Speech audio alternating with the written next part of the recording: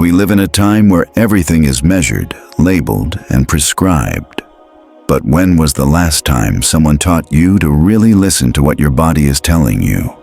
Who showed you that pain isn't a punishment, but a coded message? When did we forget that every organ has its own language, that every cell holds memory, and that every symptom can be a guide? The Emerald Map of Self-Healing isn't just another health book or self-help guide. It's a key, a powerful insight born at the crossroads of ancient Hermetic wisdom, the timeless teachings of Dr. Joseph Murphy, and the latest breakthroughs in neuroscience, bioenergetics, and psychosomatic science. This book brings back knowledge once considered sacred, that you are the temple, the healer, and the lawmaker. Your words aren't just sounds, they're codes. Your faith isn't blind hope, it's vibrational engineering.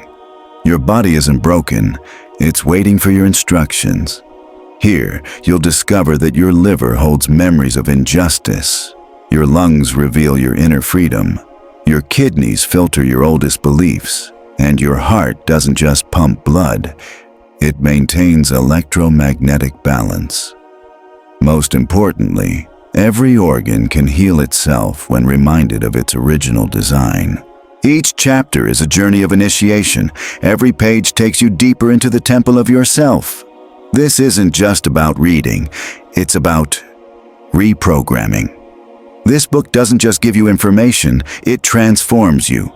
And it does so with precise clarity, spiritual beauty, and a power that only truth can bring. If you've ever felt that conventional medicine wasn't enough, that something deeper inside you needed to be heard, this book is your answer. If you've sensed that real healing comes from within, that mind and body are connected by rules you never learned, this book is your map. And if you're ready to stop being a victim of diagnoses and start being the conscious architect of your biology, your energy, and your future, then this book won't just change your life. It will restore it. Welcome to the Emerald Map. Not because knowledge is out there somewhere, but because you are the emerald. And now is the time to read your own light again. Chapter 1. The Mental Principle. Everything alive is mind. All transformation starts in the mind. This is the foundation of true Hermeticism and the core principle of healing. The all is mind, the universe is mental. First principle of Hermetic wisdom. This isn't just a poetic idea or a philosophical belief. It's a scientific, practical truth. The moment you realize that your body, emotions, and surroundings are mental projections supported by an unseen network of subconscious thoughts and beliefs, you take control of your life. From that point on, you become the mental architect of your biology. Since ancient times, this truth has been shared in clear symbols for those who know how to see. Let us make man in our image, after our likeness. Genesis 1:26. The image means the idea. The likeness is the mental vibration shaping matter. God didn't create man with a physical mold, but with the ethereal power of creative thought. That power, the unspoken word, is what modern psychology calls neural programming or mental mapping. The body isn't just a genetic accident. It's a visible reflection of subconscious content. In the mid-20th century, neuropsychologist Donald Hebb introduced a law that changed neuroscience forever. Neurons that fire together wire together. This means every thought repeated with intensity rewires your brain. What you focus on shapes the very structure of your nervous system. But this brain plasticity isn't just about flesh. It's about spirit. The brain changes because the mind commands it. A woman in my community struggled with chronic fatigue. Doctors said it was psychosomatic, a painful way of saying it's all in your head. And it was.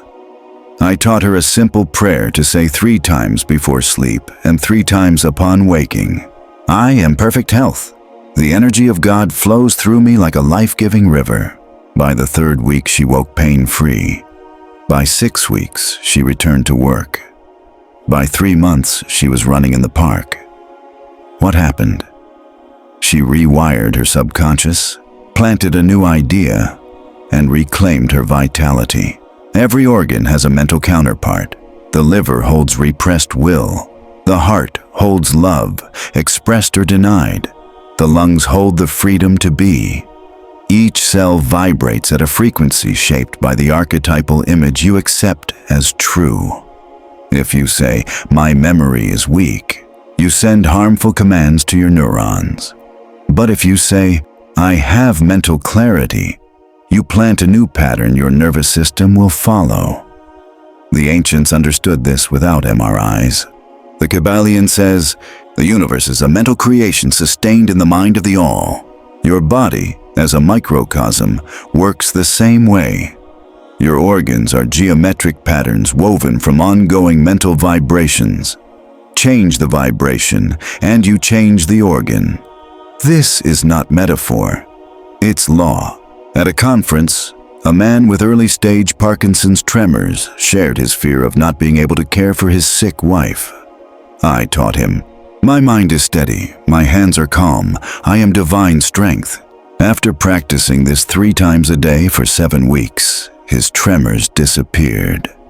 Not a miracle, just the science of the soul. Here's the key. The physical isn't the cause, it's the effect. Flesh doesn't create ideas. Ideas give flesh its shape. Every thought triggers biochemical processes that eventually show up as symptoms or health. Your body isn't a battlefield. It's a garden. Plant light, harvest light. Plant fear, harvest illness. This is the future of medicine, healing the mind to heal the body. But repetition alone isn't enough. You have to feel the prayer, live it like a story playing inside. Your subconscious responds to emotion, not logic. That's why Christ used parables. The subconscious doesn't reason. It reacts to vivid images. Don't wait to get sick to reprogram your thoughts. Start now with commitment. Imagine your brain as an electric garden where each word you speak plants a current. Saying "I am vitality" activates movement centers, boosts circulation, and wakes up dormant genes. Saying "I am exhausted" cuts off your energy flow. Your body obeys your mental commands with exact precision. So instead of asking, "Why am I sick?" ask yourself, "What thoughts have I been holding on to? What fears or desires have I been feeding?" Remember this: every cell is organized mind. Every organ is solidified thought. Practical exercise. Conscious cellular reprogramming. For 7 days, before sleep and after waking, do this. Sit quietly for 3 minutes. Visualize your body as a map of light with bright points at each organ. Slowly say out loud, "I am perfect health. My cells obey the divine law. The original pattern of my body is harmony." Picture that pattern as a glowing geometric seal over your organs. Finish by saying, "Thank you, Infinite Spirit, for it is already done." Practice this with focused faith. Notice changes in your energy, mood, and breathing. You can keep a journal, but most importantly, stay consistent. Your body becomes what your mind believes. Chapter 2. Cellular Correspondence. Body of light, body of flesh. As above, so below. As below, so above. This is the beating heart of the second great Hermetic principle. It doesn't mean a literal mirror between higher and lower, but a fractal structure where each level reflects the other based on vibrational density. The macrocosm and microcosm contain each other. And deeper still, your physical body, the atoms you call I, is the visible echo of an invisible pattern. That pattern is the body of light. The emerald tablet of Hermes Trismegistus says, "What is below is like what is above, and what is above is like what is below," to accomplish the miracles of the one thing. That one thing is your consciousness projected through multiple levels. Your liver is an idea translated into enzymes. Your stomach, an ancestral belief turned into acid and tissue. Not a single inch of flesh ignores its archetype. Every cell folds, divides, and organizes following a non-material blueprint, structured light. John writes, "Beloved, I pray that in all respects you may prosper and be in good health, just as your soul prospers." 3 John 1:2. This shows a direct link between physical health and inner condition. As your soul prospers, your vibrational level and spiritual awareness, so do your organs. The body of flesh follows the body of light like a shadow follows the sun. Recent research at Harvard's Placebo Reserve Center confirms what Hermes and the prophets knew all along. The body responds to internal expectation, not just external stimuli. Patients who believe they've been healed show measurable changes in brain chemistry, immune function, and blood pressure. The body waits not for a drug, but for instructions. Every belief is a biological command. A woman at my San Diego seminars was told her multiple sclerosis was incurable.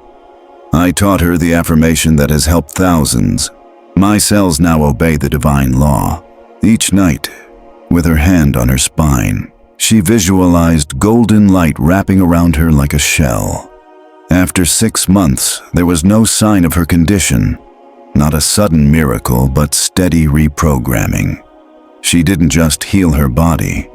She restored its original pattern. Every organ is a map, an energetic signature reflecting a state of consciousness. The liver stands for inner justice and processing perceived unfairness. The lungs for freedom of expression and balance. The kidneys for filtering emotions and beliefs. The heart for centralizing love and connection. They're active symbols, screens on which your mental stories play, fueled by faith or fear. So how do you visualize the original pattern, the body of light before your physical form? This isn't fantasy or escapism. Visualization is a scientific method that aligns conscious awareness with subconscious laws. Here's the practice. Imagine your body as a translucent figure of light with organs suspended in an electromagnetic field. Feel each organ radiating its harmonic color. Heart pink, liver bluish green, lungs silver, kidneys indigo. Say with conviction, "My cells obey the divine law." Now the original design is restored. Each organ vibrates in perfect harmony with its higher archetype. Sit in silence, letting the image settle naturally. Repeat daily for 21 days. A man with severe arrhythmia told me this visualization helped regulate his heartbeat. This wasn't empty suggestion, but neuromagnetic reconfiguration. His heart was reordered from a higher plane. Understand this. Your body isn't a broken machine or a battlefield between germs and medicine. It's a highly precise instrument guided by signals from your deep mind. If you hold thoughts of conflict, your body breaks down. If you affirm unity, your body reorganizes. This isn't just a hopeful idea. It's a law as real as gravity. The medicine of the future is already here. Information medicine. Every organ heals when it gets the right signal. Not a chemical, but an image, a word, a command. Your prayer shouldn't be a complaint or a plea, but a clear command of the order you want to bring about. That's why I say, don't declare what you see, decree what is. The body listens to decrees. The cell is an attentive scribe. If you say, "I am healthy," your mitochondria shift to a new rhythm. If you say, "I am deteriorating," your body obeys, loyal to its inner master. Remember, the body of flesh is just a shadow. The light lives in your mind. Change the light and the shadow changes. Every illness is a distortion of the original design. Every real healing is a return to that design. You're not inventing something new. You're reclaiming what's already yours. Practical exercise. Vibrational mapping of the organs. For the next 7 days, take 10 minutes for this exercise. Lie down quietly with your eyes closed. Visualize your body divided into 7 zones: brain, heart, lungs, liver, stomach, kidneys. Assign each zone a harmonic color and inner sound. For example, heart pink with the sound Om. For each zone, repeat, "My cells obey the divine law." Every organ now vibrates in harmony with its original design. End each session by giving thanks for the healing already happening. Approach this with the seriousness of a soul engineer, and you'll see your body respond with intelligence, not from a lab, but from the eternal Logos. Your body is light that hasn't yet recognized itself. Teach it, illuminate it, restore it. Chapter 3. Vibration and Sound.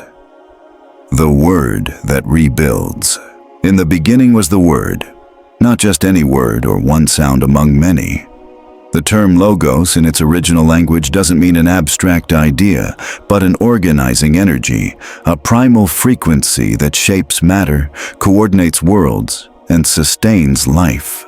When John wrote, "In the beginning was the Word, and the Word was with God, and the Word was God," he was describing a vibration. Everything started with a pulse, an oscillation, a sonic wave that, once spoken, formed visible reality. The Hermetic law of vibration states clearly, nothing rests, everything moves, everything vibrates. This isn't a metaphor, but physical, psychic, and spiritual truth. Every atom in your body, from the electrons in your eyes to the cells in your lungs, sends and receives frequencies. When those frequencies align with harmonious patterns, healing happens. When twisted by fear or resentment, disease follows. Illness is not rebellious matter. It's distorted frequency, and what distorts it can be corrected with the right sound. Japanese researcher Masaru Emoto's experiments show this beautifully. Exposing water to words, music, or positive intentions creates symmetrical crystals, while hate, insults, or chaotic noise produce chaotic patterns. Since your body is over 70% water, what kinds of crystal structures are your daily words, music, and inner dialogue creating? Sound isn't just a physical wave moving through air. It carries vibrational intention. Every word, every tone, every whisper sends a message. Prayer works not because it sounds nice, but because its vibration reaches the subconscious and reorganizes the body's energetic system. Sung psalms, especially in Hebrew, have been proven to harmonize heart rhythm, brain waves, and emotional balance. This isn't blind faith. It's applied vibrational science. In my seminars, I teach a method called the Morsian breath, a mix of mindful exhalation and resonant vocalization. Here's how it goes. Inhale deeply through your nose for 4 seconds. Hold the breath for 4 seconds, imagining golden light expanding in your chest. Exhale slowly over 8 seconds, softly saying the words Salamo, Amor, stretching each syllable like a vibrating note. Repeat the cycle 5 times. This exercise not only oxygenates your body but resets your emotional frequency and rewires the mental pattern that projects health. Many people with high blood pressure have normalized their readings through this practice, not by force, but by tuning in. The body responds to the vibration you send out, not just your conscious wishes. A woman with severe fibromyalgia told me she felt trapped by pain. I recommended she softly sing Psalm 91 3 times a day while visualizing her body surrounded by a blue sphere of sound. After 40 days, her pain tolerance improved significantly. By 3 months, she was walking without medication. Sound had reshaped her electromagnetic field. Remember, every word is a vibrational seed. If you keep saying, "I'm tired," "Nothing works," "I never heal," you're planting discord in your energetic body. Every cell listens, every gland reacts. The subconscious doesn't distinguish between jokes, complaints, or poetry. It records all as law. Speak carefully, not just to convince yourself, but to reprogram yourself. The ancients saw mantras not as superstition, but as soul technology. Each genuine mantra, whether the Buddhist Om, the Christian Amen, or the Sufi chant, carries an archetypal vibration that resonates with your inner energy. By repeating it with focus, you're not worshiping an outside God, but reorganizing your internal physiology. The human body is like a living lyre, its organ strings tuned by thoughts, emotions, and memories. When those strings fall out of tune, symptoms appear. When you retune them with words, song, and rhythmic breath, your whole body sings again its original melody. Your perfect health. Practical exercise. Vibrational reconstitution. Mantra. For 21 days, twice a day. Upon waking and before sleep, follow this routine. Sit comfortably and close your eyes. Place your hands over your heart. Inhale for 4 seconds. Hold for 4. Exhale for 8 while saying, I vibrate in harmony with the divine law. Repeat 5 times, feeling each word imprint your cells. Finish with, my body sings its perfection. Every cell responds to the word. Health is my inner music. Practice with focused intention. This is no magic, but an unbreakable law. Vibration shapes matter, and you're the tuner. Use your breath, your voice, your words as instruments of cosmic precision. Speak your word and rebuild. Chapter 4. Emotional Polarity. Turning pain into power. Every emotion has an opposite. Fear isn't a bottomless pit. It's just the flip side of courage. Sadness isn't a permanent curse. It's energy stuck, waiting to be turned into creativity. Like a magnet has 2 ends, your soul holds both sides of every feeling. This is the core of the Hermetic law of polarity. Everything is dual. Everything has poles and its opposite pair. To transform, don't push away the negative side. Consciously shift it to its opposite through understanding. Proverbs 4:23 says, above all else, guard your heart, for from it flows life. In biblical terms, heart isn't the physical organ, but the emotional center where your inner opposites meet. Your heart, as the psychic center, can hold fear or courage, guilt or love, envy or generosity. Your life, your relationships, your work, even your finances, springs from the emotions you carry there. Guarding your heart means protecting its positive energy. If fear or resentment have taken root, your job is to cleanse it, not through judgment, but through vibrational technique. The Kabbalistic tree of life teaches that each human emotion corresponds to a sephira, an archetypal energy sphere. For example, Gevra stands for severity, but also bravery. Chesed means mercy, and the ability to communicate without arrogance. These aren't just religious terms. They're emotional maps you can use to navigate between extremes. Feeling fear. Visualize moving from Gevra to Hesed. Feeling hate. Shift from Hod to Netzach, from rigidity to grateful expression. Don't fight the feeling. Flow with it until it changes. Modern psychology supports this ancient law. Albert Ellis, who founded rational emotive behavior therapy, showed that negative emotions don't come directly from events, but from how we interpret them. In other words, fear comes from your perception, not the situation itself. Change the story you tell yourself, and you change the emotion. Ellis called this disputing irrational beliefs. We call it transmuting emotional polarity. I've taught thousands a simple but powerful prayer to start this shift. The prayer of inversion. I bless and release this emotion. I transmute this energy into its highest form.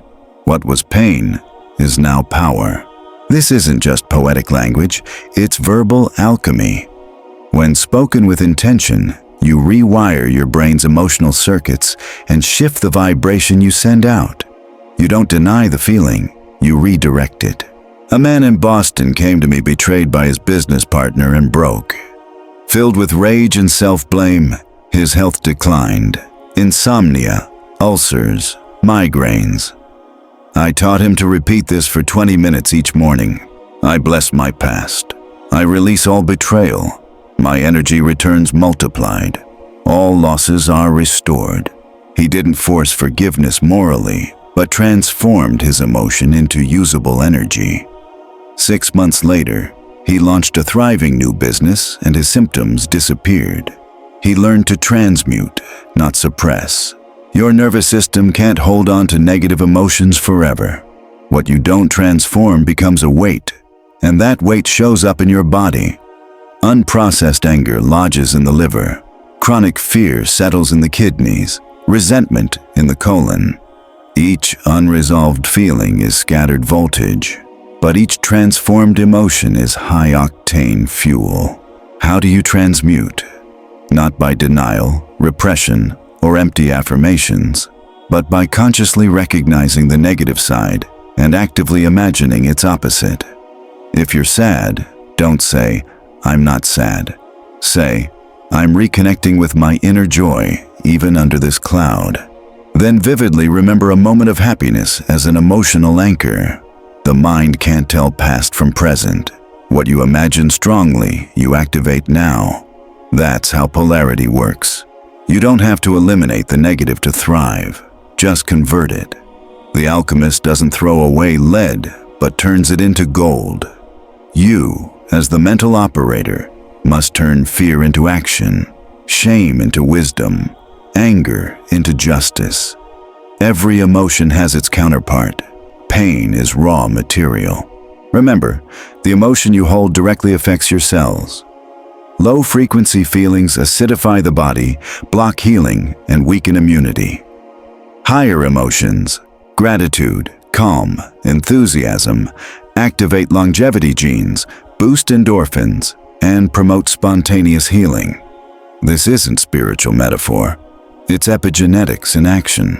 You don't inherit emotions, you choose, hold, and transform them. Practical exercise, transmuting polarities. For 7 days, pick one recurring emotion that drains you, fear, sadness, envy, anxiety, and try this. Write it down as a clear sentence. I feel fear of rejection. Identify its opposite, confidence and self-acceptance. Create an inversion affirmation. I bless my fear. I transform it into confidence and fully accept myself. I am free. Whenever the feeling comes up, take a deep breath. Repeat the affirmation and imagine yourself living that opposite feeling. Each night say, all I feel is energy. All I transform is power. I am living alchemy. Practice this not as a curiosity, but as a committed discipline. You'll find every emotion can become your ally. The universe sends energy to be directed, not punishments to suffer. Make your heart a lab of transformation, and you'll witness the silent miracle. Every shadow can turn to light. Chapter 5. Vital rhythm, cosmic pulse, and homeostasis. Nothing in nature stands still. Everything pulses, breathes, expands, and contracts in precise cycles, like the beat of a cosmic heart that keeps life going. This principle is universal. You see it in the planet's movements, the changing seasons, the moon's phases, the rise and fall of tides, the cycle of sleep and wakefulness, the flow of blood, and the rhythm of your breath. The Hermetic law of rhythm says, everything flows out and in. Everything has its tides of advance and retreat. Everything rises and falls. When you don't recognize a cycle, you experience chaos instead. The human body is a living pendulum. Every organ, every hormone, every biological function follows exact rhythms. And when those rhythms get off, disease shows up. Modern medicine calls this chronobiology. Studies from the National Institutes of Health show that messing with your circadian rhythm through irregular sleep, chronic stress, or lack of sunlight changes gene expression, weakens your immune system, and speeds up aging. But what scientists are only starting to explore, the wise have always known. Health is your inner rhythm syncing with the rhythm of the universe. Ecclesiastes says it well. For everything there is a season and a time for every matter under heaven. Ecclesiastes 3:1. There's a time to plant and a time to harvest, a time to speak and a time to be silent, a time to cry and a time to laugh. The wise don't force rhythms. They flow with them. Similarly, your body shouldn't be forced to heal like a machine you smash into repair. It needs to be guided into the rhythm that heals, the pace that restores, the pulse that aligns it with the cosmos. The Hermetic text, Poimandres, attributed to Hermes Trismegistus, describes humans as a microcosm, a mini-universe governed by the same laws as the stars. It teaches that every thought you hold creates movement, and when that movement is harmonious, it resonates with total intelligence. Homeostasis, your body's ability to self-regulate, is not just physiology. It's the result of rhythmic alignment with the all. At my seminars in Phoenix, a woman struggling with chronic fatigue had tried diets, supplements, and workouts with no luck. I learned her sleep was all over the place, her breathing shallow, and her emotional rhythm frantic. I shared a practice I recommend to everyone, the 4-7-8 breath, inspired by poet-meditator Rainer Maria Rilke's sense of cadence and supported by heart coherence principles. It's simple. Inhale slowly through your nose for a count of 4. Hold your breath for a count of 7. Exhale gently through your mouth for a count of 8. Repeat this 4 times, twice a day. This breathwork doesn't just oxygenate your body, it resets your autonomic nervous system, syncs your heart rhythm with your breath, and triggers neurotransmitters that promote rest, clarity, and cellular repair. Within weeks, that woman started feeling renewed energy. Not because her chemistry changed, but because her rhythm did. Your heartbeat isn't just pumping blood, it's a signal of coherence or chaos.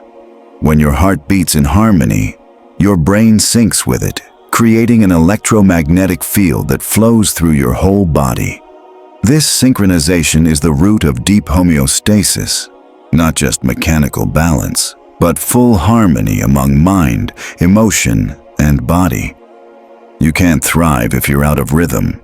Someone who runs non-stop, sleeps poorly, eats irregularly, and is constantly bombarded by digital noise is disconnected from their internal clock. Their body reacts with chronic inflammation, insomnia, high blood pressure, anxiety, and hormone imbalances. This isn't disease, it's existential dysrhythmia. But just as chaotic rhythms make you sick, restoring rhythm heals you. You don't need exotic rituals or fancy drugs, just a return to natural rhythm. Sleep at least 7 hours, eat on schedule, breathe mindfully, move gracefully, speak with intention, pray with presence. Each act is a note in your healing symphony. Every cell in your body has its own clock, responding to light, temperature, movement, and sound. Getting at least 10 minutes of sunlight daily helps sync your pineal gland with day and night. Going to bed at the same time every night and avoiding bright screens reinforces your circadian rhythm. And each morning, saying an affirmation timed with your breath, I am in rhythm with the cosmos. My body regenerates to the beat of life. Imprints a biological program. Practical exercise. Restoring your vital rhythm. For 14 days, do this morning and night. At dawn, spend at least 10 minutes in natural light, walking or sitting quietly. Do 4 cycles of 4-7-8 breathing, repeating mentally, I am in sync with the cosmos. My body regenerates to the rhythm of life. Before bed, repeat the same breathing in dim light or total darkness. Avoid screens for at least 30 minutes before sleep. Keep a daily journal of your energy, sleep, and mood changes. Treat this ritual like a dance, not a chore. When your breath, heart, and rest fall in step with the universe's pulse, life flows smoothly, and you remember the true healer isn't the doctor, the herb, or the technique, but rhythm itself, the eternal beat that sustains galaxies and cells alike. Chapter 6. Subconscious Cause and Effect. The Inner Laboratory. Nothing that happens in your body is by chance. No illness appears without a cause. No symptom exists separate from the mind that supports it. Understood clearly, this truth frees you from fatalism, superstition, and victimhood. It states a precise law. Every effect in your body has its cause in your subconscious. This is the sixth Hermetic principle, the principle of causality. Every cause has an effect. Every effect has a cause. Everything happens according to law. There are no miracles outside this law. What we call a miracle is simply a change, the mental cause producing a new biological effect. Jesus expressed this clearly when he said, "Therefore I tell you, whatever you ask in prayer, believe that you have received it, and it will be yours." Mark 11:24. This isn't an emotional promise or devotional phrase, but a causal formula. The word ask shows the cause. It will be yours shows the effect. When the subconscious accepts an image as real, it directs the biochemical, neurological, and electromagnetic processes to bring it about in the body. The body doesn't wait for outside proof. It follows the internal cause. The subconscious is a silent lab where repeated emotions, sustained images, inherited beliefs, and the words you speak mix into a vibrational formula. As it builds, this formula descends into your body as code. That code can be regenerative or degenerative, harmonious or disruptive, but it always produces results. The body has no will of its own. It's a messenger. Every organ, every symptom is a loyal response to its originating cause. To really understand this, you have to test it. Belief alone isn't enough. You need verification. That's why I encourage my students to keep detailed records of their affirmations, emotions, and symptoms. A symptom journal isn't passive. It's a spiritual scientific experiment. In it, record the date and time of each symptom, the emotion you felt at that moment, the dominant thought or belief before it, which affirmation you used or didn't use, any changes you noticed in the following hours. Keep this up for 21 days and you'll uncover mind-body cause and effect patterns no doctor or therapist can see. You might notice, for example, how a neck ache follows an unspoken inner conflict, or how a migraine comes when you give up your inner authority. These aren't coincidences, they're causal equations. The Monroe Institute, leader in research on biofeedback and expanded consciousness, has shown that by changing brain activity through conscious intent, like with binaural beats, people change muscle tension, blood pressure, and pain perception. But the most important finding is that these changes come not from the outside stimulus, but from self-observation. When you choose to observe yourself, you activate a causal awareness that reorganizes your body. Know this clearly. Effect doesn't heal cause. A pill might dull pain, but doesn't change the belief that caused it. Surgery might remove diseased tissue, but if the emotion behind it stays active, the pattern will repeat. Don't reject external medicine, but understand its limits. It doesn't act on the inner lab. Only you can do that. That inner lab isn't a metaphor. It's the real structure of the soul, where your mother programs, the original patterns shaping your biology, are stored. If as a child you heard that health is fragile, that idea may be coded as an active formula. When stress hits, Your inner lab produces results matching that cause, illness. But if you introduce a new formula, my health is strong, my body acts with intelligence, and repeat it with feeling and conviction, you rewrite the code and the effect changes. One example out of thousands. A young man with ulcerative colitis came to my talks feeling defeated, convinced his digestion was too sensitive and he had to accept it. I asked him to rewrite his mental story with a simple, positive, causal sentence. My digestion is peace. My body obeys perfect order. He paired this with slow breathing before meals. 6 weeks later, his colonoscopy showed full remission. The doctor called it spontaneous remission. I call it mental cause corrected. This isn't superstition. Superstition says something outside controls your fate. Hermeticism says you are the cause. Superstition fears invisible punishment. Spiritual law understands vibrational consequences. Superstition blocks action. Causal awareness sparks it. Here's the best part. You can change the cause anytime. No matter how old the pattern, how painful the history, how severe the symptom, the cause lives in your subconscious, and your mind can be reprogrammed. You are the operator, the programmer, the alchemist of your inner lab. Practical exercise, conscious causation protocol. For 21 days, try this verification process. Upon waking, write a clear affirmation of health in the present tense. For example, today my mind causes harmony. My body responds with balance. Keep a notebook with columns for emotional event of the day, main thought, affirmation used, if any, and physical symptoms noticed. Each night, review any cause and effect connections without judgment. Just record them.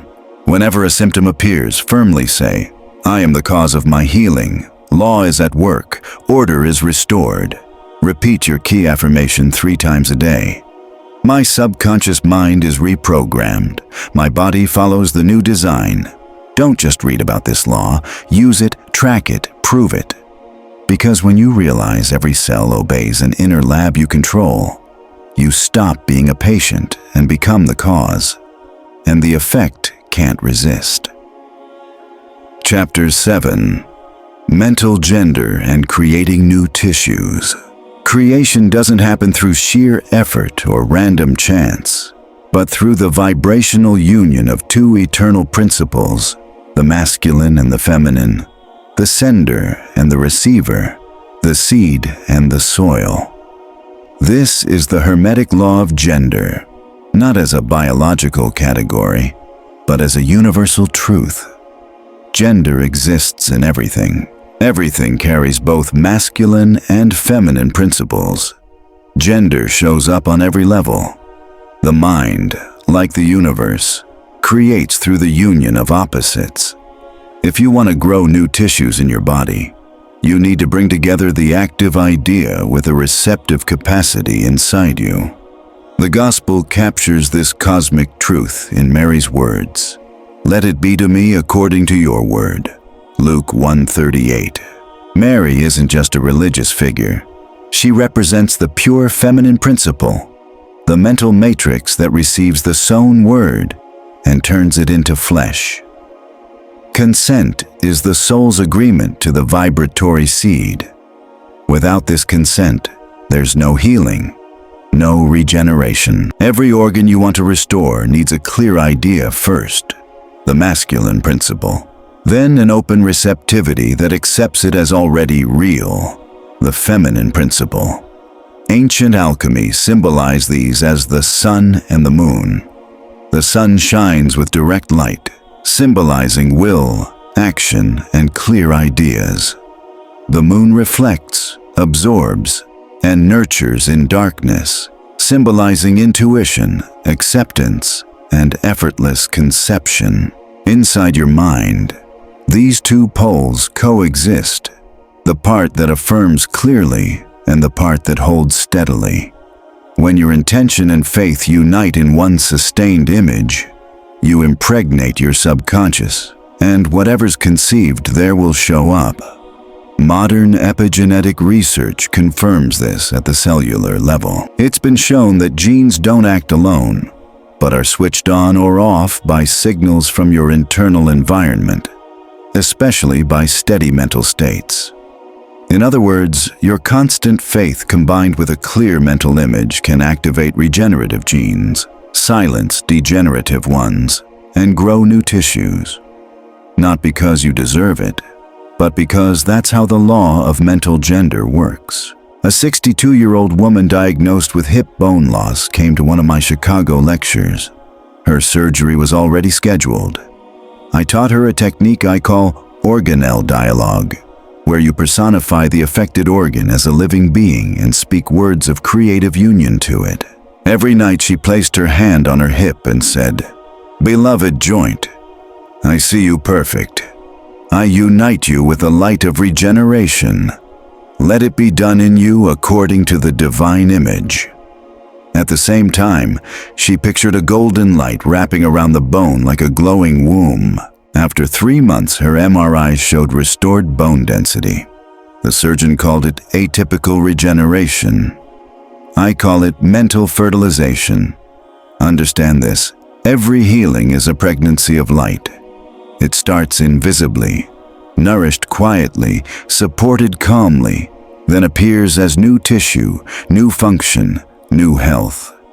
But if doubt, fear, or impatience creep in, you disrupt that process. The matrix can't hold the seed if the soil is constantly shaken. That's why I teach. Sow with clarity, then wait with receptive faith. Rushed impatience kills the idea. You don't need a medical degree to grow new tissues. You need to master the art of the fertile image. The image must be clear, specific, emotionally charged, and repeated with steady rhythm. For example, if you want to regenerate your pancreas, don't say, "I want to heal my pancreas." Say, "My pancreas is filled with creative light. The seed of health is planted." Your subconscious answers the divine pattern, and you picture that organ as an inner garden receiving a golden drop that begins to bloom. Organelle dialogue isn't fantasy. It's a vibrational reset. By talking to your organ as if it has a soul, and it does, you awaken the cellular intelligence that understands the symbolic language of your subconscious. The word doesn't just communicate, it fertilizes. The image doesn't just represent, it creates. The receptive doesn't just wait, it conceives. This trinity, word, image, and receptive will, is the soul's creative womb. Never forget, there's no tissue in your body that wasn't first conceived as an idea. If a toxic emotion can cause an ulcer, a divine image can grow a new lining. If a limiting belief can weaken your glands, a fertile affirmation can restore them. You're not limited by your age, diagnosis, or genetics. You're only limited by your ability to plant the right seed and nurture it until it sprouts. Practical exercise, organelle dialogue. For 21 days straight, pick one organ you want to restore or strengthen, and do this each night. Lie down quietly. Place your hand on the area of the organ. Close your eyes and picture the organ as a dark space ready to receive light. See a drop of golden light falling toward that organ. This is your seed. Speak to the organ. "I see you whole. I unite you with the divine idea of health. You are fertilized with regenerating light. Let it be done in you according to the word." Hold the image of the organ glowing, growing, and healing. Finish by saying, "Thank you, inner spirit. New tissue is on its way. My body nurtures it with wisdom." Do this consistently and calmly. He who sows in faith reaps in fullness. When your mind learns to conceive, your body has no choice but to respond with new life. Chapter 8.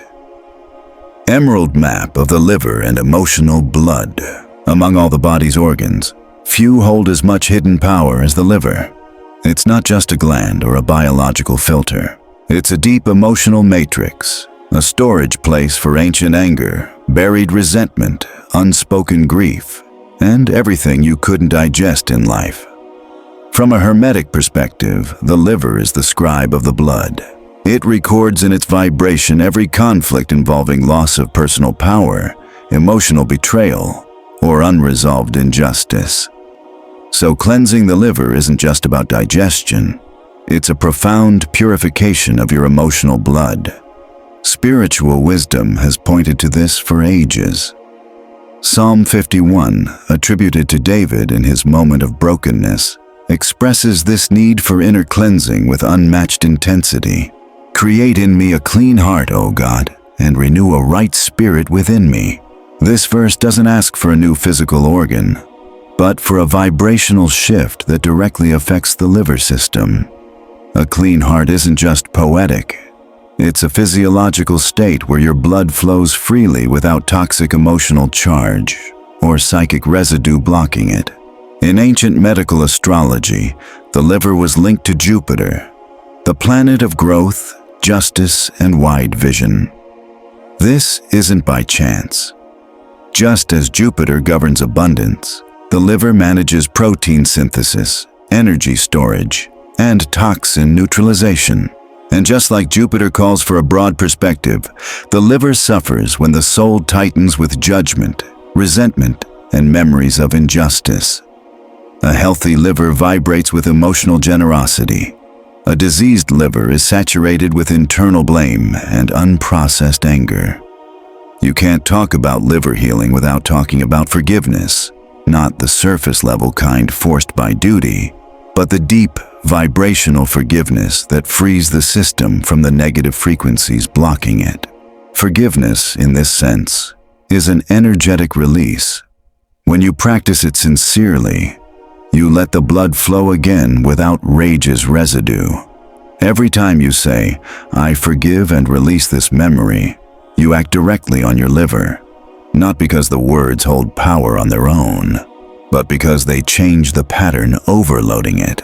Modern functional medicine confirms that liver health isn't just about diet, toxins, or drugs, but also about chronic emotional states.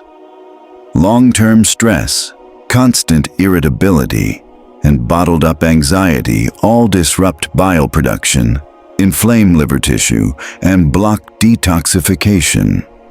That's why any liver cleansing routine, whether artichoke, milk thistle, turmeric, or lemon juice on an empty stomach, only works long-term if paired with emotional cleansing. You can't purify the body without purifying the consciousness behind it. A 45-year-old woman came to my clinic in New York with fatty liver. No diet helped. When we looked deeper, we found she'd carried deep resentment toward her ex-husband for over 10 years. Every night before bed, she repeated angry phrases to herself. I suggested a 30-day experiment before starting supplements.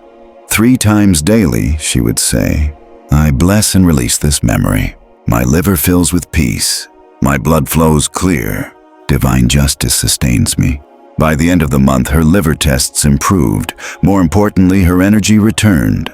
The emotional drainage had begun. Do you see this deeply? Blood carries not just oxygen, but emotional imprint. Your bloodstream delivers it. If your mind sends bitterness, your blood codes it. If your soul sends gratitude, your blood spreads it. The liver, guardian of the blood, answers that signal. You can take the best medicine in the world, but if you don't forgive, your bile will keep thickening. The liver can't process what your mind won't let go of. That's why the emerald map of the liver isn't just a nutritional plan. It's a symbolic restoration. Picture your liver as a temple with golden columns, each cell serving divine justice, not revenge, but restoring internal order. In meditation, enter that temple. See your liver as a sacred scribe. Speak to it. Beloved liver, I release your burden. Old memories dissolve. You rewrite yourself with light. And never forget this key affirmation, especially each morning. My liver vibrates in peace. My blood flows free. I am expansion. I am justice. I am freedom. Practical exercise. Hepatic vibrational cleansing. For 14 days, add this ritual to your daily routine. On an empty stomach, drink warm water with juice from half a lemon. As you do, mentally repeat, light enters my body. My liver awakens. Cleansing begins. Place your right hand over the right side of your abdomen and visualize an emerald green light wrapping your liver. Say aloud, I release all resentment. I bless my history. My liver forgives. My blood sings. If a person or situation comes to mind, say, I bless and release this image. It dissolves into light. Peace is my inheritance. Before bed, write a phrase to plant for the next day. Today, I release the past. Today, my body cleansed itself. Tomorrow, more light. Do this as if your life depends on it, because in truth, your blood's health is your life. An organ once pure needs no other medicine than your decision to let go. When you release resentment, you don't just heal your soul. Your whole body responds with a new song. Your liver never forgets, but it can rewrite itself. Help it, restore it, and you'll see how the universe's justice begins within you at last. Chapter 9. Map of the Heart. Electromagnetic coherence and divine love. The heart isn't just a muscle that pumps blood. It's a center of vibrational intelligence, an electromagnetic generator that regulates, influences, and communicates with every cell in your body. From a Hermetic point of view, the heart is the midpoint between heaven and earth, idea and manifestation, spirit and matter. Where all these currents meet, the heart acts as a master oscillator. When it's in coherence, meaning a harmonious rhythm, the whole system responds with health, clarity, and regeneration. When it falls out of sync, the entire body loses balance. The principle is simple. The heart's rhythm organizes your whole biological field. And that rhythm is shaped not only by your physical heartbeat, but by your emotional state. When you feel love, gratitude, or compassion, your heart enters a state of coherence. Its waves become smooth, ordered, and symmetrical. This signal reaches the brain, immune system, and DNA, creating a pattern of total well-being. This isn't mysticism, it's advanced physiology. The HeartMath Institute in California has shown through rigorous studies that cardiac coherence brings measurable improvements in blood pressure, heart rate variability, cognitive function, and immune response. The most striking finding: you can reach these states by holding elevated emotions for just a few minutes, combined with rhythmic breathing and focused attention on the heart. This confirms what spiritual wisdom has taught for centuries.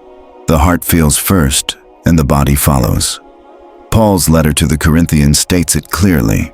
Love is patient and kind. It does not envy or boast. It is not arrogant or rude. It bears all things, believes all things, hopes all things, endures all things. 1 Corinthians 13. This passage isn't a moral lecture, but a vibrational roadmap. One who loves this way doesn't weaken but grows stronger. Love isn't a passive feeling, but an ordering frequency. It's not empty softness, but cosmic structure. When your heart beats to this melody, your whole being aligns with its original design. The Rosy Cross Mandala, a symbol of the Rosicrucian fraternity, shows a radiant heart at the center of a cross of light. Each petal stands for a heart virtue: patience, compassion, joy, forgiveness. These aren't moral traits, but coherence codes. When you repeat these virtues as prayer, with rhythm, breath, and intention, you reshape the electromagnetic field your heart sends out. And that field is powerful. Science has measured the heart's electric field as up to 100 times stronger than the brain's, and its magnetic field is up to 5,000 times stronger. This field reaches every cell in your body and extends several feet beyond your skin. In Hermetic terms, it's the aura, the invisible temple where every healing starts. Those who harmonize their heart harmonize their world. Those who disrupt their heart radiate chaos. A 38-year-old fibromyalgia patient shared that she'd carried tightness in her chest for years. Mistrust, sadness, resentment. I taught her a simple yet powerful practice. Each morning she placed her hand on her chest, closed her eyes, and repeated 10 times. My heart beats to God's melody. Love flows in, love flows out. I am order, I am light. She imagined a pink mandala expanding from her chest. Within weeks, her pain eased and her vitality returned. She hadn't just cured her body, she'd harmonized her heart, and the effect spread throughout her system. Understand this clearly. You cannot heal from emotional disconnection. You can say affirmations, take supplements, or do therapies. But if your heart remains out of sync, filled with fear, hatred, resentment, or despair, nothing will hold. The heart must be your operating center. Every healing that doesn't come from the heart is artificial. What's born there multiplies. That's why I say, the emerald map of the heart isn't just a symbol. It's a precise guide. Visualize your heart as an inner sun with petals radiating virtues. Activate that sun daily. Rest in its light each night. Whenever you feel out of balance, whether from illness, crisis, or discouragement, return there first. Don't look outside. The key is your center's compass. Practical exercise. Activating cardiac coherence. For 10 minutes each morning and evening, try this. Sit quietly, close your eyes, and place your right hand over your heart. Breathe steadily. Inhale for 5 seconds. Exhale for 5 seconds. As you breathe, picture a pink sphere growing from your chest. Slowly repeat. My heart beats to God's melody. Each beat radiates order, peace, and love. Bring to mind something or someone you're grateful for. Feel how that gratitude activates coherence. When you finish, open your eyes and say, from this center, all finds order. From this love, all is healed. Do this without forcing it, like tuning an instrument, because your body is truly a choir and your heart its conductor. When it's in harmony, everything else follows. Remember, love isn't a promise, it's the law of universal order. Chapter 10. Pulmonary Map. Air, spirit, and the circulation of ideas. In the beginning, God didn't build humanity from an empty shell. He breathed life into it. Not just matter, not just thought, but spirit in the form of air. Genesis says, Then the Lord God formed the man of dust from the ground, and breathed into his nostrils the breath of life, and the man became a living creature. Genesis 2:7. This isn't just theological metaphor. It's deep physiological and spiritual truth. Life comes through the breath, and where breath stops flowing, consciousness dims, ideas stall, and health declines. Breathing isn't just an automatic function. It's a daily sacrament. The lungs are your body's wings, 2 lobes embracing the heart.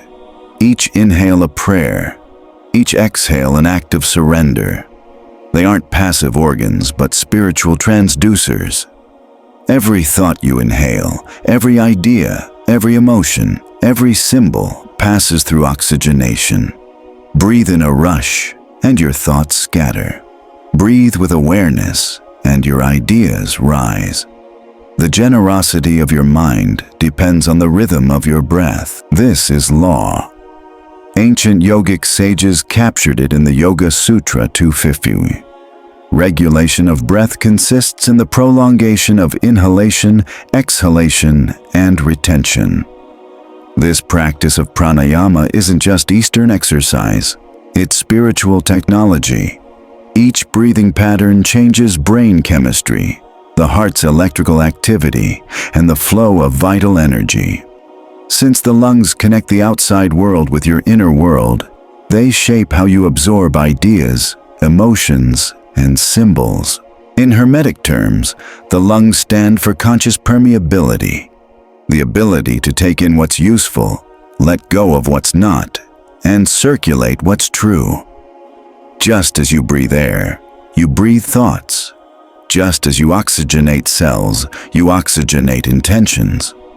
Those who breathe with awareness think clearly. Those who exhale with rhythm live purposefully.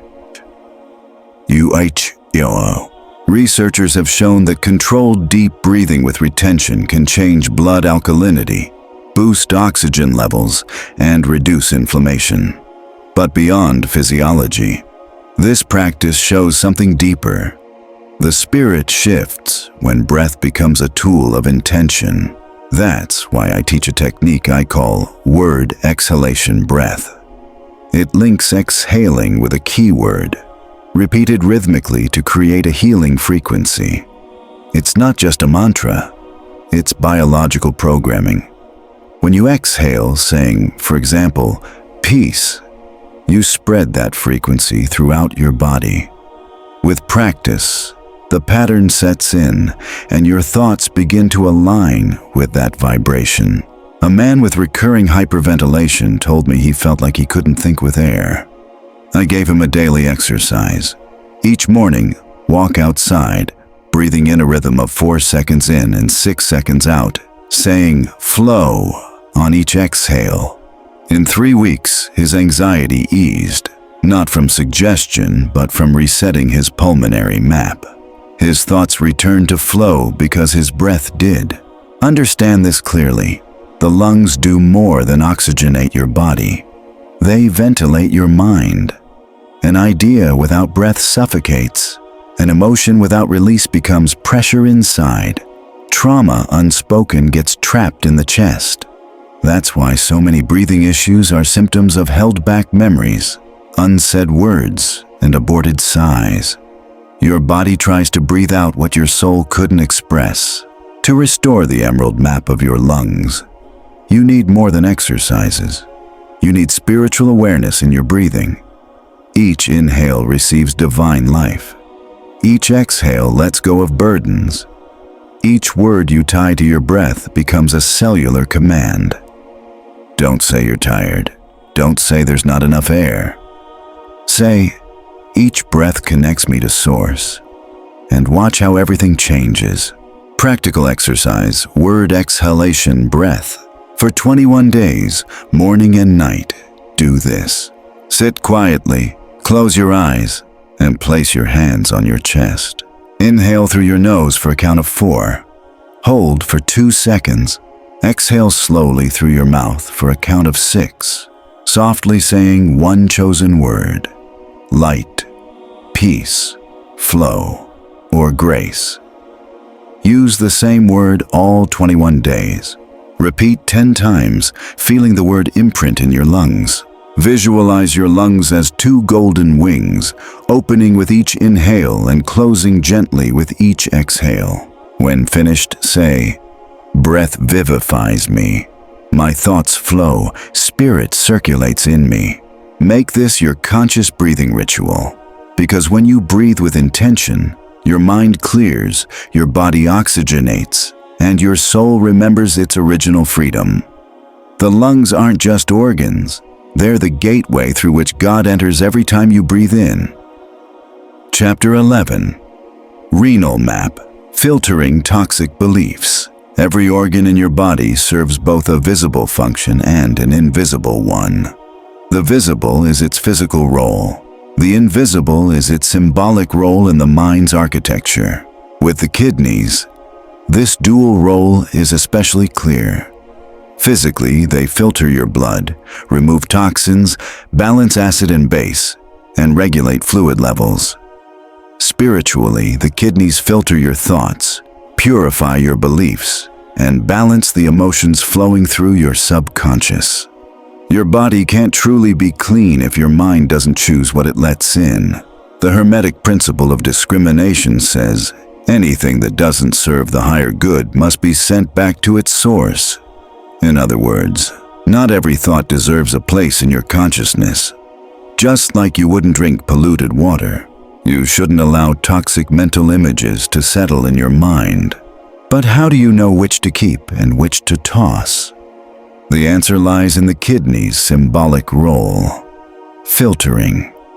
The prophet Isaiah said it powerfully: "Do not remember the former things, nor consider the things of old. Behold, I am doing a new thing. Now it springs forth. Do you not perceive it?" Isaiah 43:18-19. This isn't about forgetting by accident, but about choosing to let go. The past can be memory or poison. It depends on whether you filtered it. Those who remember wisely heal. Those who don't end up poisoning themselves. Dr. Stephen Borges's work on polyvagal theory shows the body treats certain thoughts as threats, even when no real danger exists. A single toxic belief repeated over and over, like, "I will never be enough," or "everyone abandons me," can put your nervous system into constant defense. That ongoing stress wears down organs, especially the kidneys, which are sensitive to prolonged tension. In fact, modern psychosomatic medicine links chronic insecurity and existential fear to ongoing kidney problems. Each belief acts like a chemical. Some nourish, others poison. If you don't filter well, your kidneys pay the price. But that filter isn't outside you. It doesn't depend on society, your therapist, or your family. The filter is your own awareness, and you can activate it daily with a simple yet powerful practice: the triple mental sieve. Inspired by ancient Socratic ethics and shaped by Hermetic law, this exercise uses 3 questions you ask yourself whenever a recurring thought or old belief pops up. Is this true? Vibrational truth. Is this useful? Functional value. Is this pure? Essential quality. If a thought fails any of these, don't accept it. Send it back to its source. Just as kidneys send unwanted residues back to be flushed out, your mind must learn to say, "This doesn't belong to me." Say it firmly, like a guardian of an inner temple, because that's what you are. A renal temple where the blood of your thoughts must flow pure. I once worked with a patient in Montreal who had frequent urinary infections with no clear medical cause. He admitted he lived trapped in a cycle of self-judgment. "I never do the right thing. I always disappoint." I taught him the triple sieve to practice morning and night. He'd write down his dominant thoughts and run them through the 3 questions. After a month, his infection stopped. His energy returned. He hadn't changed his diet. He changed his internal filter. Now picture your kidneys, 2 dark, deep spheres in your lower back. Imagine each equipped with a grid of light, filters of wisdom that separate what nourishes from what poisons. As you do, repeat silently, "I filter my thoughts. My mind is clean. My kidneys are free. Only truth flows through me." Do this with rhythm, slow breath, and intention, because you can't rebuild your tissues if you feed them outdated images, inherited pain, or old judgments that no longer serve. Health is like a river. If the filter clogs, the river stagnates, and stagnation breeds disease. Don't cling to ideas out of loyalty. The belief that helped your grandmother doesn't have to help you. The thought that protected you as a child may now suffocate you. The memory that ruled yesterday may weigh you down today. Filter it, discard it, update it, because the body obeys the mind and the kidneys obey the filter. Practical exercise: renal triple sieve. Every night before bed, spend 15 minutes on this. Sit up straight and place your hands on your kidneys, lower back. Take 3 deep breaths. Picture violet light flowing from your crown down to your kidneys. Write or say aloud 3 thoughts that dominated your day, e.g., "I always mess up," "I'm aging too fast," "I'm not good enough." Run each thought through the triple sieve. Is this true? Is this useful? Is this pure? If any thought fails, say firmly, "I send this idea back to the light. I choose truth. my mind cleanses, my kidneys rest. Finish with, only thoughts of health, strength, and truth flow within me. Do this for 21 nights. You'll notice your energy, clarity, and urinary health improve. Because when you learn to filter, you stop reacting and start choosing. You no longer poison yourself, you purify yourself. Your kidneys, feeling free, will respond as what they truly are, guardians of your inner truth. Chapter 12. Skin and Environment Map. Holographic Projection. Your skin doesn't stop at the visible edge of your body. While anatomically defined, energetically, it reaches beyond. It's a vibrational membrane connecting you to your surroundings, a sensitive sensor that responds to the emotions inside you and to the shapes, colors, and sounds in the world outside. From a Hermetic view, the skin isn't just protective tissue. It's a symbolic boundary where your consciousness reflects, projects, and organizes itself. What shows up on your skin also shows up in your home. What happens in your space imprints itself on your skin. Ancient texts grasp this archetypally. Leviticus devotes an entire chapter to rituals inspecting and purifying the skin. And the priest shall look upon the disease in the skin of the body. Leviticus 13. The body was examined not only to find physical illness, but to detect spiritual imbalance. The skin was seen as a sign of the invisible. Skin conditions weren't punishments, but messages. Signals of conflict between the inner self and its environment. Quantum physicist David Bohm described the universe as an implicate hologram. Each part contains the whole, each point reflects the total. From this view, your skin is a screen reflecting your emotional whole, and your home mirrors your inner state. This isn't theory. It's vibrational law. Skin, environment, and psyche form a holographic unity. So here's the truth. You can't heal your skin without caring for your environment. And you can't cleanse your space without seeing changes on your skin. A dirty, chaotic, or emotionally charged space creates symptoms of overload, irritation, and reactivity in your skin. A dark home may reflect a repressed psyche. A cluttered room may mirror congested skin. A collapsed closet could correspond to persistent eczema. These aren't superstitions. They're correspondences. A young man with chronic dermatitis told me he slept in a windowless room, surrounded by piles of books, old papers, sad photos, and dark paintings. His bed got no natural light, and neither did his skin. I suggested a space-clearing ritual, not as a side therapy, but as a direct intervention in his vibrational field. Over a week, he cleaned, discarded, reorganized, and blessed every corner. He changed curtains, added plants, and opened the windows to sunlight. 15 days later, his skin began to heal. It wasn't a miracle, but a holographic correction. Feng Shui, the ancient Chinese art of environmental harmony, is based on this same principle. Every element, door, window, bed, mirror, has an inner equivalent in your psyche. Sleeping under a beam creates unconscious pressure. Broken objects hold beliefs of loss. Muted colors sustain depressive moods. You don't need to become a feng shui expert, but you must understand that space shapes you, and your skin responds. Try this yourself. See your home as your second skin. Is it tense, chaotic, irritated, dull? Chances are your skin feels that too.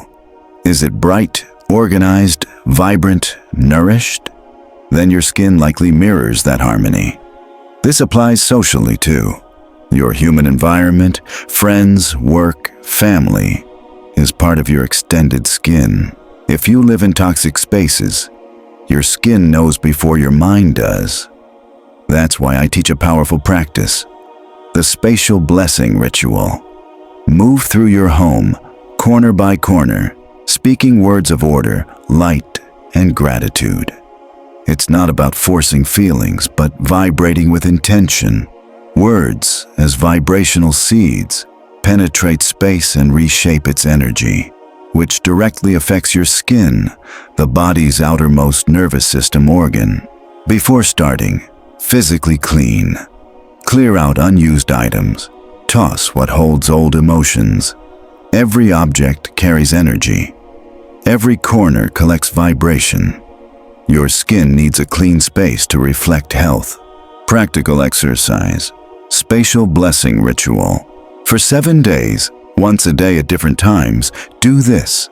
Pick a space in your home to start.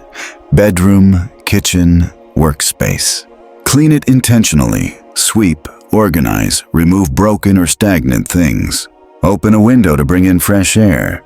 Light a white candle or incense. Optional. Walk through the space aloud, saying, "This place is light. This corner breathes. All that is old goes. All that is new enters. My skin regenerates with this vibration." Visualize white light wrapping walls, ceiling, and objects. Place your hands on your skin, hands, face, arms, and say, "I am clean inside and out. My space reflects my harmony. My skin shines with divine order." Do this daily in a different space, unhurriedly, because your skin's health depends on your environment, and when the space you live in resonates with beauty, your body, that moving temple, begins healing from within. Chapter 13. Home Psychoarchitecture. The Invisible Temple. The architecture you live in isn't neutral. Every line, every color, every object, and every sound sends out a frequency that shapes your mood, your body's rhythms, and your ability to heal. What we call home isn't just a place to sleep or eat. It's an energetic temple that can either boost or block your health. From a Hermetic point of view, your house isn't just a physical extension of your body. It's a reflection of your inner sanctuary. To consciously shape that space is a sacred act.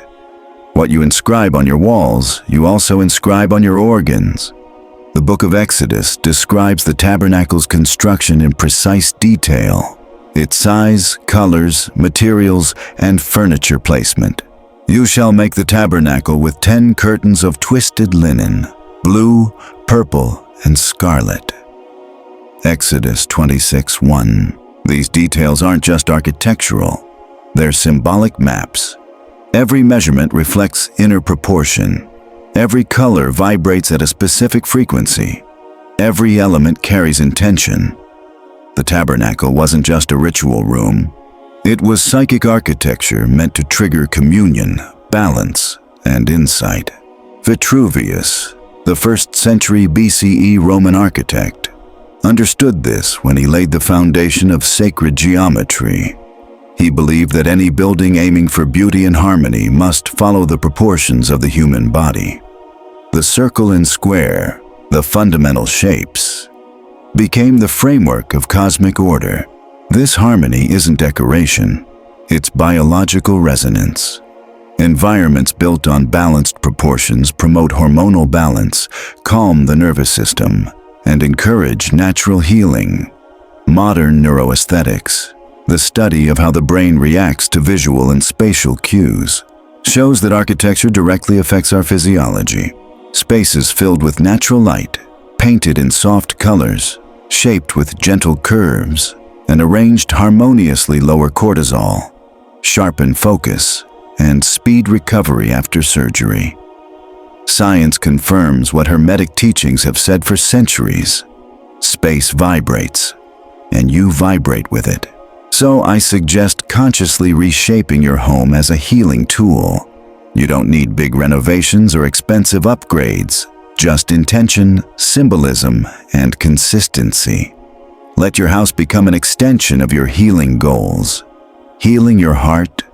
Choose rose-colored walls, gentle music, and warm scents. Strengthening your lungs. Open the windows, clear clutter, bring in plants. restoring digestion.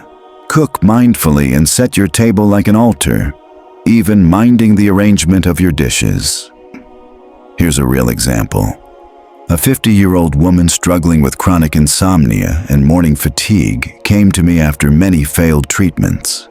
She described her bedroom as a windowless, dark gray room filled with chaotic abstract art and no signs of vitality. I suggested a symbolic makeover. Repaint walls soft lavender, add a warm lamp, hang a circular mandala over her bed, and play calming instrumental music at bedtime. After 21 days, her sleep normalized. Her body didn't change, but her temple did. Here's the truth. Your home can either make you sick or help you heal, depending on how you shape it. A messy kitchen can disrupt digestion. A living room cluttered with sad objects can drag down your mood. A dark, neglected bathroom can weaken your inner cleansing. This isn't superstition.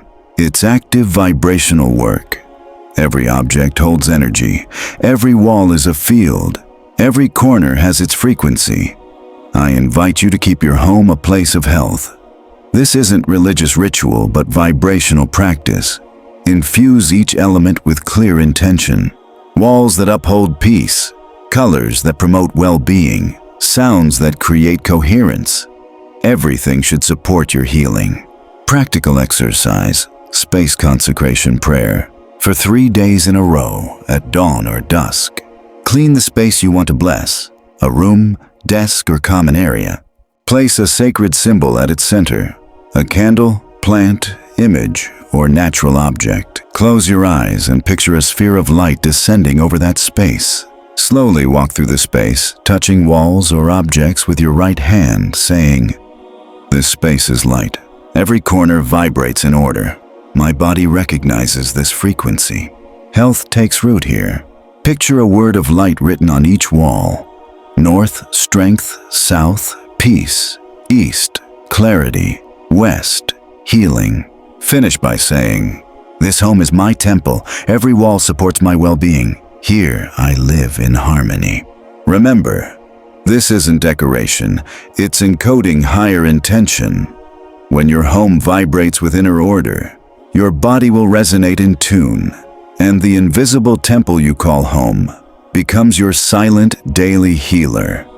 You don't just live in a building. You live in a frequency, and when chosen wisely, that frequency becomes your daily medicine. Chapter 14. Redemption of Personal History. Healing Time. The greatest prison isn't a limited present or an uncertain future. It's an unhealed past. Those scenes your soul drags along without understanding. Those memories locked as wounds, mistakes you can't fix, or pains that still throb. What we call personal history isn't just a timeline. It's an active vibrational pattern. The past doesn't stay behind. It lives in your body, in your muscle tension, hormonal patterns, and emotional reactions. So healing your body means healing your relationship with time. The Hermetic law of rhythm says, everything flows and ebbs. Everything has its times to advance and retreat. This applies not just to tides or biological pulses, but to psychological time. Any emotionally unresolved experience tends to come back in cycles, not because the universe is punishing you, but because your subconscious is trying to complete what's unfinished. We repeat relationships, scenarios, and symptoms. The cycle ends only when your awareness rewrites the original story in new light. The prophet Joel declared this law of restoration with power. "I will restore to you the years that the swarming locust has eaten." Joel 2:25.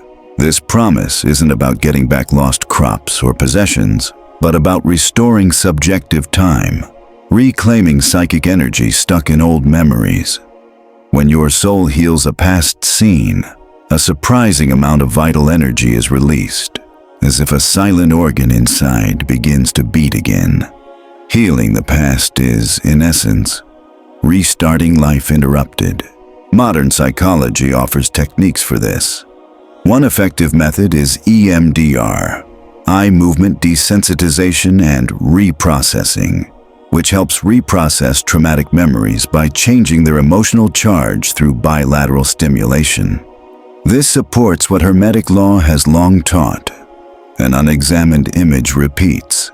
A reorganized image dissolves. Neville Goddard, a master of imaginative law, taught a powerful practice called revision. It involves taking a past scene and, through repeated, emotionally vivid imagination, rewriting it with a different ending. This isn't about fooling your mind, but replacing a harmful imprint with a healing one. If the original scene had rejection, now imagine acceptance. If humiliation, now dignity. If chaos, now order. The mind can't tell the difference between what actually happened and what's vividly imagined. To your subconscious, what you feel is real. I've seen profound healing through this practice. A woman in her 40s, struggling with treatment-resistant irritable bowel syndrome, shared that since childhood, she believed she was a burden. She pinpointed a key moment at age 6 when her mother said, "If I didn't have children, I'd live in peace." That phrase lodged in her nervous system like a chronic toxin. I suggested she work on that scene for 21 nights straight. Each night before bed, she imagined her mother gently saying, "You are my joy. You are my gift." Within weeks, her digestion stabilized.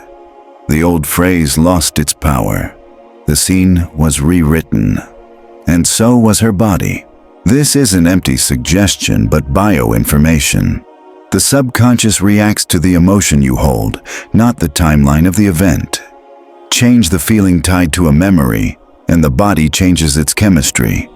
Just as the past can make you sick, it can also heal you if you intervene wisely.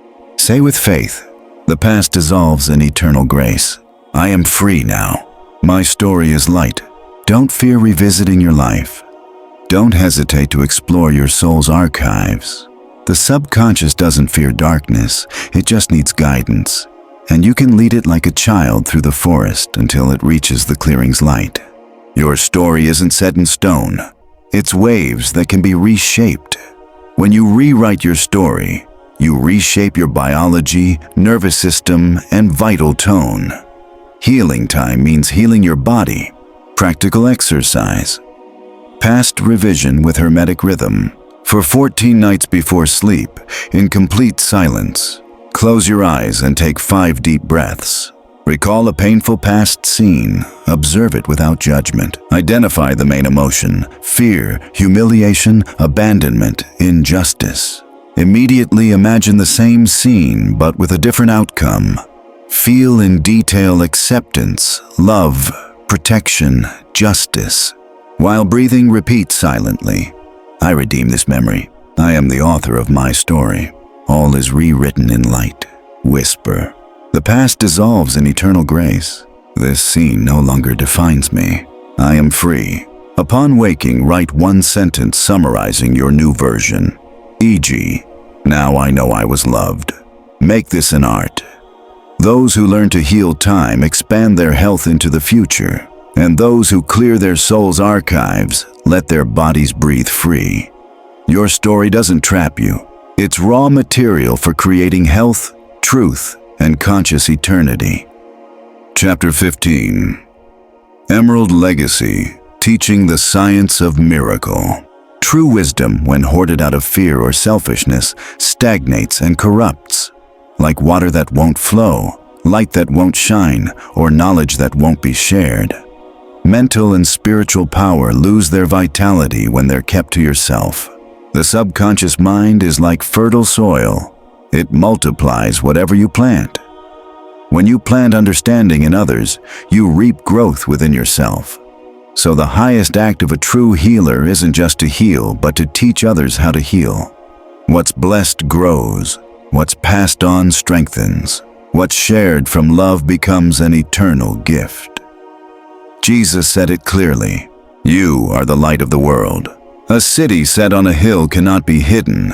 Let your light shine before others, that they may see your good works. Matthew 5:14-16.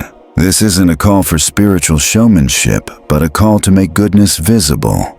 Soul knowledge wasn't meant to be locked away. It's meant to uplift, heal, and multiply. Anyone who has discovered the power of their mind should become a beacon, not as a lecturer, but as a servant. Not from a pulpit, but from real experience. The Hermetic principle of multiplication teaches that any energy returned to its source is amplified and lasts through time.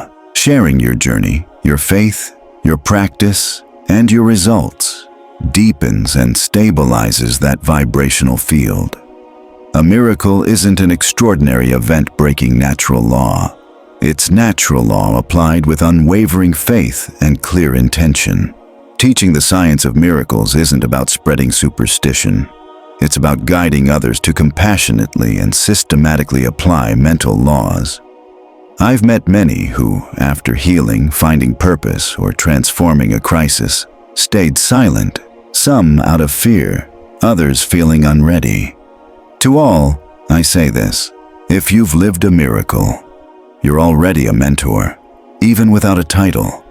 Teaching isn't indoctrination. It's bearing witness. Sharing your process, your formula, your prayer, your method might be the difference between despair and hope for someone. And that difference is your legacy. So I offer a 90-day plan of spontaneous mentorship. You don't need to start a school or publish books. Just intention, consistency, and openness. If you've worked through the previous chapters, activating the emerald maps of body, mind, and environment, now you become a channel for others. What you've understood is already inside you, and it wants to multiply. The plan. Weeks 1 to 4. Share your story. Each week, tell at least one person close to you a piece of your journey, an affirmation that helped, an image that guided you, a habit that changed your routine. Don't preach, just share your experience. Witnessing opens doors. Week 5. Support a process. Choose someone facing emotional or physical challenges. Offer your listening ear, your presence, and one simple practice from these pages: breathing, visualization, affirmation, or space clearing. Do it humbly. You're not the healer, but the mirror reflecting the power they already hold. Weeks 9 to 12. Multiply the teaching. Host a gathering, online or in person. It can be informal, a talk, a guided meditation, a home meeting, or a video chat. Share the core principles of the Emerald Map: the body as mind's expression, the mental image as a healing seed, the environment as a vibrational extension. Don't worry about sounding naive. Miracles need no fancy words. Only live truth. You don't need a degree. You speak from experience. And that's the most powerful gift you have. Every soul who hears a word of light, learns a practice, or sees pain in a new way begins to heal. And that healing is your legacy. I once heard of a young man who, during a depressive episode, started sharing phrases from my books on social media. He formed a virtual group for daily affirmations, offered visualization sessions to his community, and now leads a mental healing center in his city. No formal training, just faith and practice made him a master of miracles. To seal this legacy, say daily, "What I have received, I share. What I bless grows. I am a multiplier of light." Practical exercise, legacy activation in 3 acts. For 30 days with clear intention. Write your healing story, no more than 2 pages. Be honest and clear. What did you learn? What worked? What changed everything? Share it with 3 people. 1 by letter, 1 in conversation, 1 by audio, or any way that conveys your experience. Organize a gathering. Pick a date, place, and format. A small circle, a home meeting, or a short event. Share what you learned. Lead a simple practice, and close with a blessing. This act closes your learning cycle and opens one of growth. You've traveled the map, activated your centers, planted seeds in your skin, blood, organs, and story. The keys to self-healing. Now is the time to give, because in this spiritual law, everything given from love returns multiplied. Your word is law for your mind. Your mind is seed for the world. And your life, when you teach from lived truth, becomes an emerald beacon for generations. Dear reader, we've journeyed together through the pages of this emerald map. Not a guide to some external path, but a revelation of roots forgotten within your most sacred territory, your embodied consciousness. What you hold isn't a finished book, but a beginning. A living framework of inner instructions that don't fade when you close the cover but ignite inside every cell. This book has rewritten old ideas about healing. Healing isn't about fixing a broken machine. It's about remembering a perfect design. The body isn't a failing enemy, but a faithful messenger, constantly signaling what still needs love, understanding, and balance. The mind isn't just thoughts. It's the vibrational architect of the very fabric of your flesh. If you've made it to these final words, something has awakened in you. Maybe you can't look at your symptoms the same way anymore. Maybe you're starting to see your organs as temples, your emotions as currents that can be transformed, your breath as prayer. That's the sign the map is working. Because the real map isn't on these pages, it's inside you, and this book has only reactivated the memory of how to read it. You've remembered that your word is seed, your faith a matrix, your breath an instrument, your intention a form of energetic surgery, and that the most powerful medicine isn't found in a pharmacy, but in the inner lab where you are cause, creator, and decree. Not everyone will understand what you now know. Some will keep looking outside for answers, but you already see that symptoms aren't the enemy, pain isn't punishment, and the affected organ isn't the problem but the messenger, and that every affirmation, visualization, and intentional silence can regenerate your inner world and, in turn, your physical body. This isn't magic, it's law. An ancient law as precise as the sacred geometry in your DNA, as faithful as the wisdom of history's greatest healers, from Hermes Trismegistus to Jesus of Nazareth, from Eastern mystics to modern scientists rediscovering that mind truly shapes biology. Now it's your turn. Not as a passive believer, but as an active practitioner. Repeat the formulas, plant the images, refine your language, purify your emotions, honor your body as the closed laboratory it is. And when something hurts, don't resist. Ask yourself, what is this cell, this tissue, this disrupted rhythm trying to tell me? Every organ is a doorway, every symptom a question, every thought a lever, and you are the ultimate alchemist. Close this book and start walking your map.